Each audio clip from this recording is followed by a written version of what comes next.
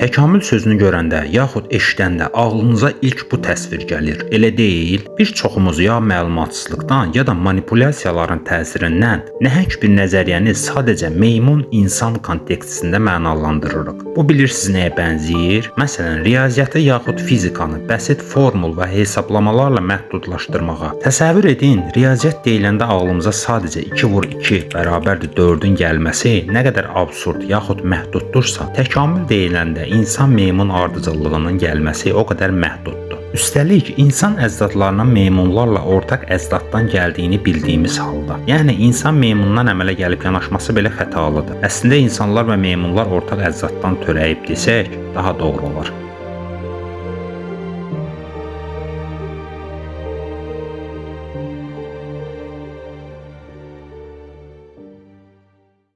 Digər tərəfdən təkamül qanundur. Yəni təsdiq olunmuş faktdır. Canlı, cansız, ümumiyyətlə mövcud olan hər şey bu prosesin qanunauyğunluğuna tabedir. Gəlin anlayışları qarışdırmayaq. Təkamül nəzəriyyəsi isə bu qanunu yaxud faktı izah edən qanunauyğunluqlar toplusudur. Başqa sözlə, qravitasiya təkzib olunmaz faktdır, yəni qanundur. Yəni Newton yanaşması ilə desək, böyük cisimlər digər kiçik cisimləri cəzb edir. Einstein yanaşması ilə isə fəza zamanın bükülməsi ilə daha kiçik kütləsi olan cisimlər daha böyük kütləsi olanların bükdüyü məkana meyllənir. Bu kontekstdə bütün bu yanaşmanı açıqlayan fikirlər toplusuna biz qravitasiya nəzəriyyəsi deyirik. Eynən təkamül mövzusunda olduğu kimi. Xülasə, nəzəriyyə və qanun fərqli məfhumlardır və bir-birini tamamlayır. Ancaq biri digərindən güclü yaxud üstündür demək axmaqlıqdır. Həmçinin qanunun nəzəriyyəyə və əksinə çevrilmək kimi öhdəliyi yoxdur. Təkamülün başqa bir anlaşılmayan tərəfi isə prosesin özüdür. Məsələn, necə olur ki, heç nə yox ikən,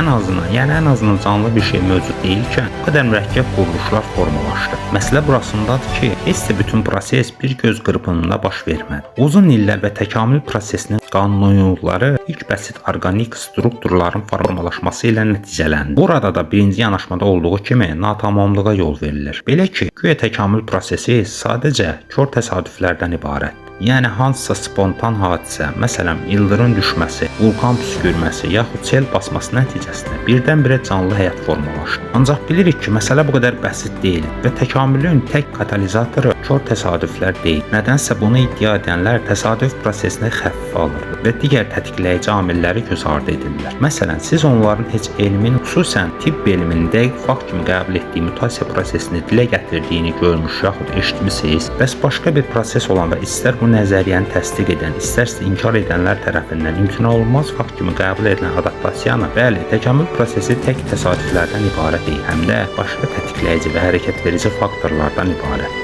Əlqərəz bir mövzu yaxud hadisəyə bütöv obyektiv yanaşmaq lazımdır. Əks halda manipulyasiyaların qurbanı olmaq qaçılmazdır.